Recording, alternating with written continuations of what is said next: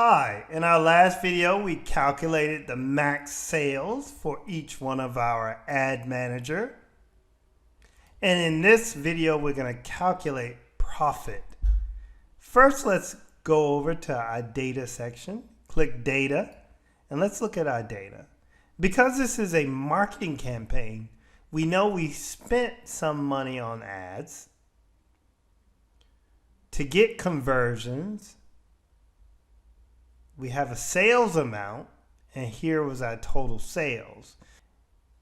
We want to be able to say how much profit we had for each day minus our spend.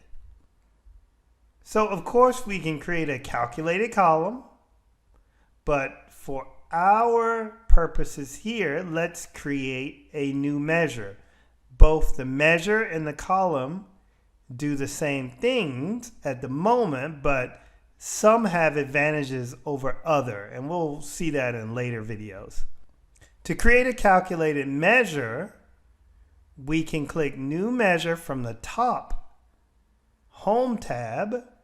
We can go over to the Fields menu and right-click and choose New Measure. So let's go up to the top and click New Measure.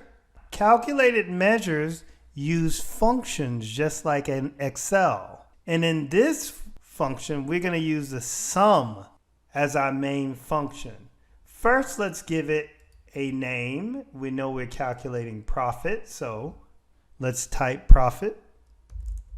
We want to take the sum, so we're going to use a sum function. So just type S, U, and then you can see your function list. There's a lot of DAX functions, and we're going to get into a lot of DAX a little later. So let's click sum.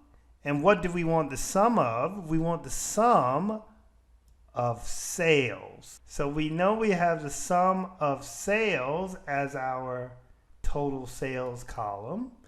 And we can close that function off by closing our parentheses.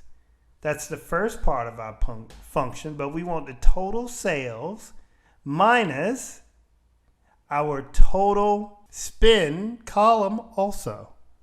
So minus, and then we use the sum function again,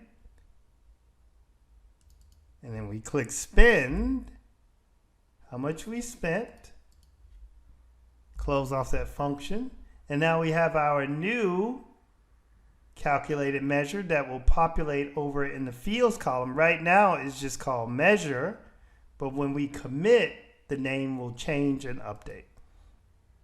Now you can see we have our profit calculated measure. So let's create a new visual.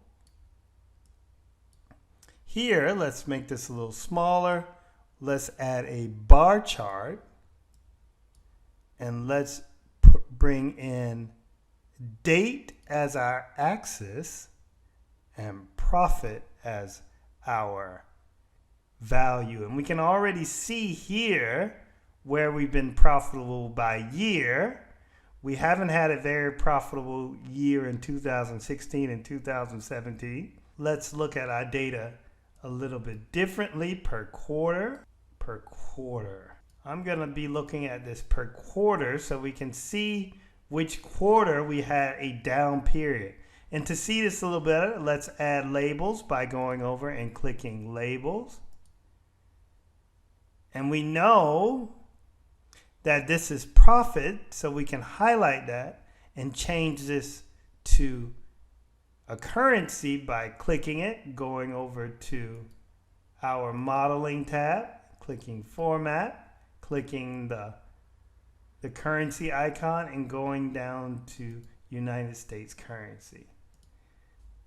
So we can see that we lost, in which these parentheses says, we lost $6,000 in our quarter one of 2017. So now that we have our profit by quarter, we can also go back up to our table here and see which of our ad managers drove the most profit by just highlighting that matrix and clicking profit.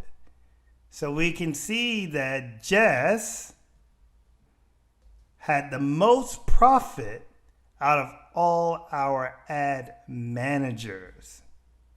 Tina had the most sales.